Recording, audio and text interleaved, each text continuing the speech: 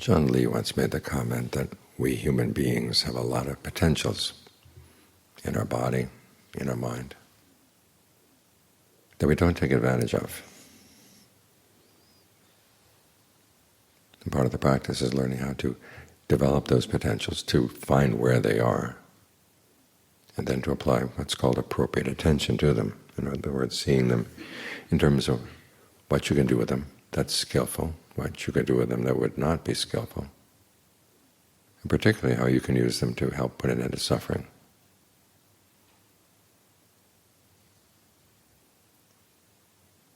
The Buddha talks about the potentials that we have for the factors for awakening.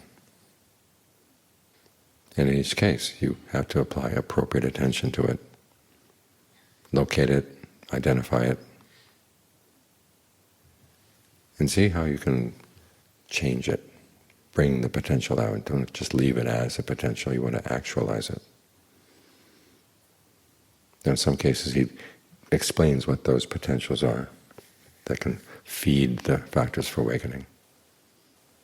Like in the case of mindfulness. He says right view,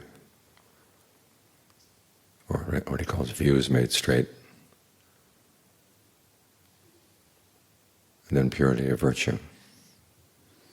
It's good to stop and think, why would these things help make mindfulness grow? Well, in terms of virtue, you have to think of the precepts, you have to keep them in mind. That's the mindfulness. And you have to be alert to what you're doing. This is going to be an important principle all the way through the practice, focusing on what you're doing and seeing where it fits with the precepts and where it doesn't. Where it doesn't fit in with the precepts, you've got to change. That's the quality of ardency. So there you are, mindfulness, alertness, ardency. Those are the qualities that you need for mindfulness practice. But virtue helps in other ways as well.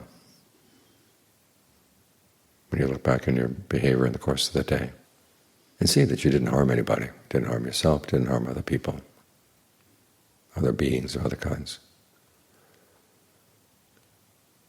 There's a sense that you keep your mind wide open. There's nothing you have to hide from yourself, nothing you have to deny. It's when we hide things from ourselves and deny them, that's when mindfulness and alertness can't function. Because we begin to forget. It gets in the way of mindfulness. When something comes up, we pretend it's not there. That gets in the way of alertness. So what kind of ardency are you going to develop? At the same time, when you really are honest with yourself about your actions, about what's harmful and what's not, and you do your best not to do what's harmful, you're developing a certain reliability inside. You're taking responsibility. And that's going to be important for this principle of discovering these potentials and working with them. You realize the problem is not out there. The problem is in here. And you have to look at your assumptions. You have to look at the way you've been understanding things and call them into question. For instance, in building on mindfulness, the next factor for awakening is analysis of qualities. This is the wisdom factor, or the discernment factor, out of the 7. And it's interesting here that the Buddha says the potential that you develop to develop discernment has to do with seeing skillful and unskillful qualities in your own mind. This is why I said actions are important, because this lies at the basis of discernment. Discernment here is not a metaphysical principle. And notice, the Buddha has you see things in pairs, skillful and unskillful, dark and bright in the mind. We're not here to see the oneness of things. We're here to make distinctions as to what's helpful and what's not helpful. And that requires, again, that you be really honest. Look at yourself.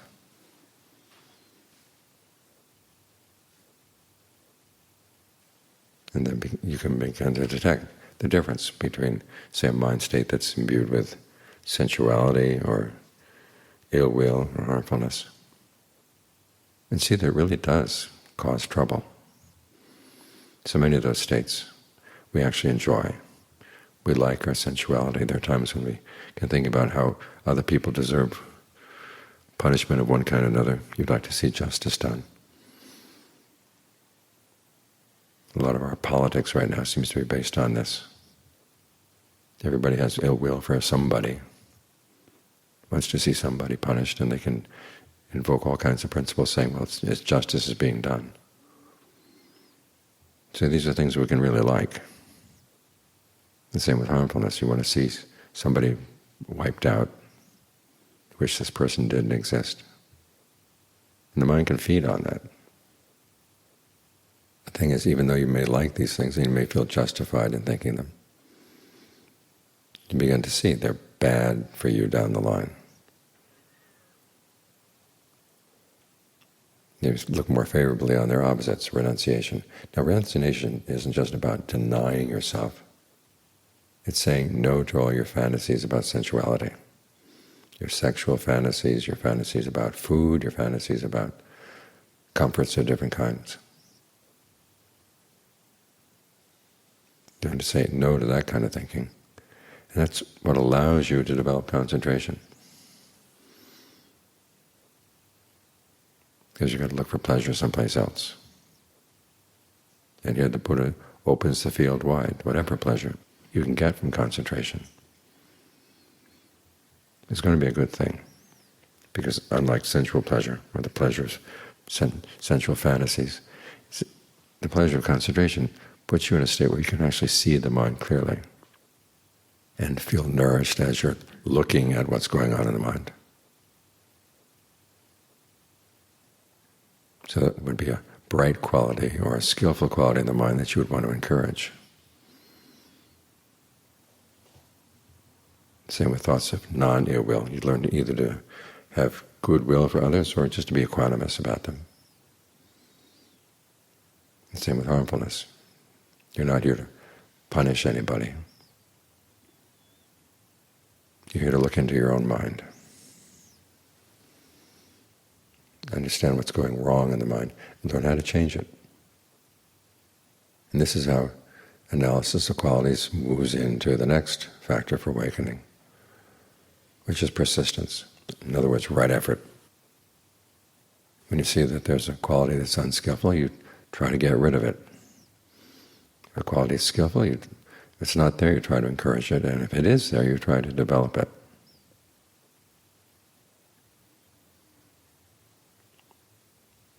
And so as you're trying to get into concentration, that takes you into the next factor, which is rapture. Now this is a hard term to translate, the Pali term piti. It can also mean refreshment. And it has a wide range, simply from a feeling of fullness in the body, fullness in the mind, up to really strong states of rapture. So think of it as having a wide range here. And here the Buddha is not quite so helpful. He says there are the potentials for rapture in the body. Well, where would those be? One thing you can do as a little trick is you can focus on your hands. As you breathe in, breathe out, think of your hands relaxing.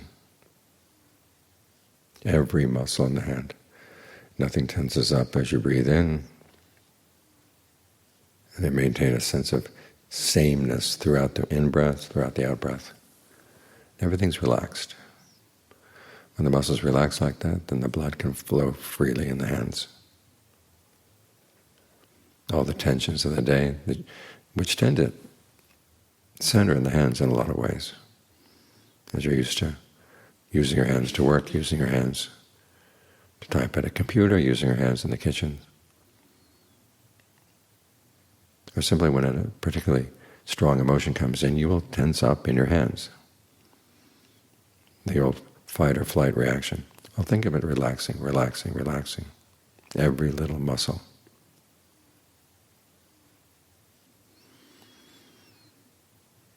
And if you notice any tendency to squeeze the energy in the hands to mark the end of an in-breath or the end of an out-breath, allow that to relax too.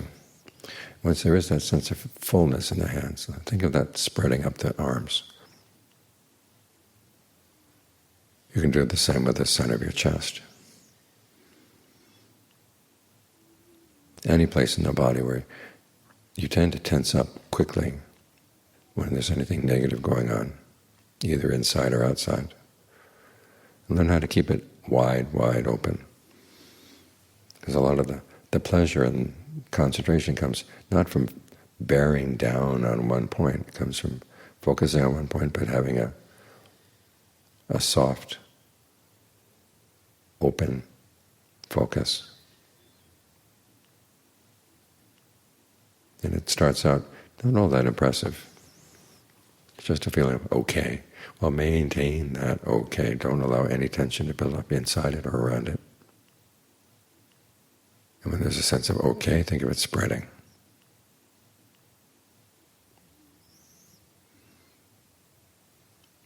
Because one of the reasons why people have trouble getting a sense of pleasure out of the meditation is they're squeezing things too much, forcing things too much. All you have to do is think, breath. You don't have to push the breath around. Just think there's breath in your back, there's breath in your legs, there's breath in your arms, breath around your heart as you breathe in, as you breathe out. You don't have to put any pressure on these things. If you put pressure on it, then you're actually playing with the water element, pushing against the blood vessels, and that creates pressure. That's why some people get headaches when they meditate. They're pushing the blood around. Here you're trying to tune into a different kind of energy, the energy of a free-flowing energy that doesn't have any clear boundary lines.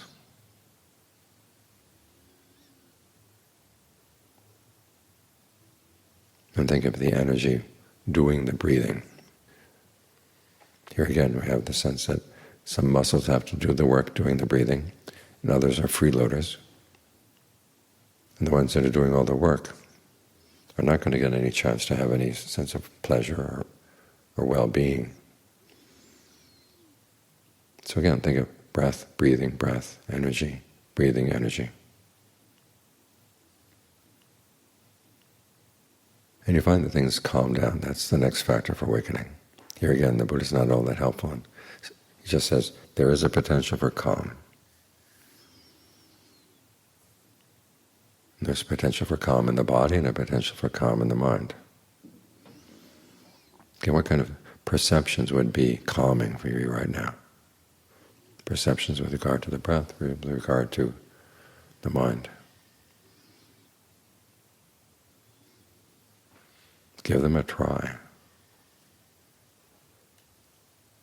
You think of the whole body breathing in without effort. It's very calming.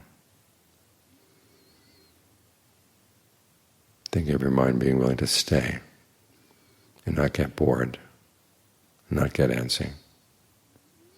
Whenever there's any sense of, I've got to move on, I want to push things on, just let it relax.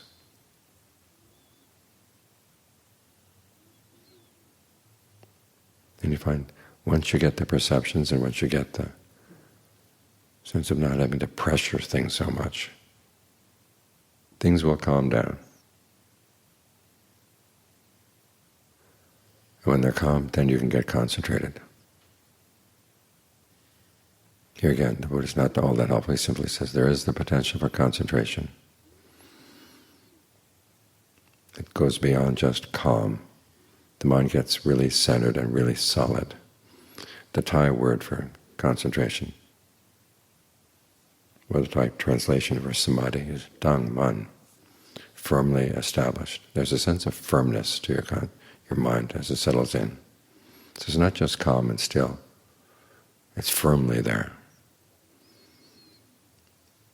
We think of it as being centered,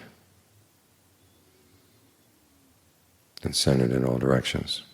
In other words, a three-dimensional center.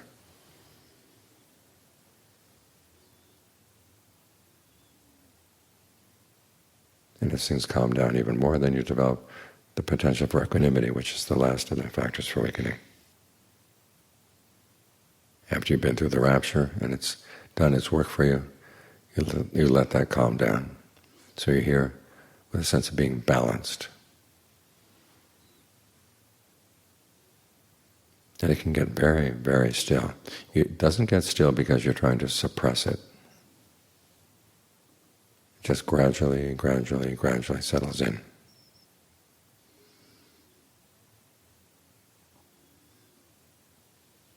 And there's a greater sense of fullness, there's a greater sense of everything in the body being connected.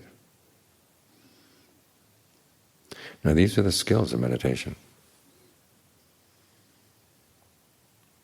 And they're all based on paying careful attention to what you're doing, looking for the potentials that are coming in from the past, the fact that you've got this body, the fact that you've got these feelings and perceptions and everything. Those are coming in from the past. But then there's your contribution in the present moment, and that's what you're working on. And that's what you're going to be studying, and that's where the discernment comes. As I said earlier, it's not a matter of seeing our interconnectedness or any other metaphysical issue. The only metaphysical issue the Buddha dealt with is karma, the power of your actions. And so he wants you to be very clear about what you're doing right now. And in the process of getting the mind into concentration, settled like this, you get more and more sensitive to the extent to which you are shaping things right now. And now you can do a better job. Now doing a better job means opening up your mind as to possibilities. You're just sitting there developing a lot of persistence, a lot of patience, a lot of endurance.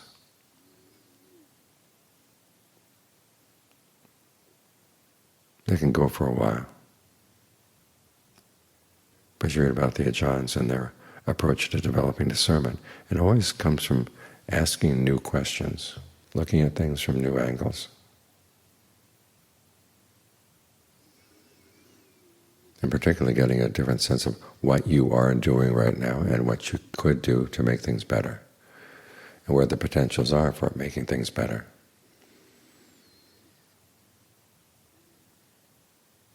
This is one of the reasons why we read passages of Dhamma, is to give us some idea of what some of those potentials are, new ways of looking at things.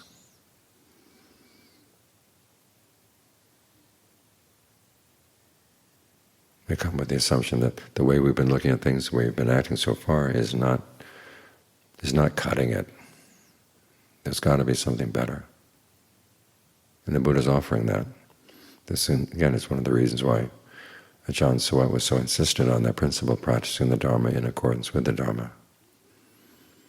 Instead of saying, well, then the Dharma has to fit into my preconceived notions and my ideas of what it should be. That doesn't teach you anything at all. You don't learn anything new. You're just stuffing things into a cubbyhole. Stuffing things into your old framework. The whole purpose of this is to break your old framework.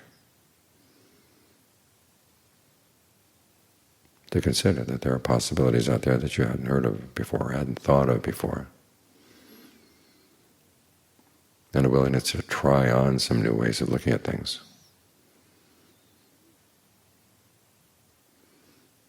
So we do have these potentials. The Buddha is alerting us to the fact that we have them.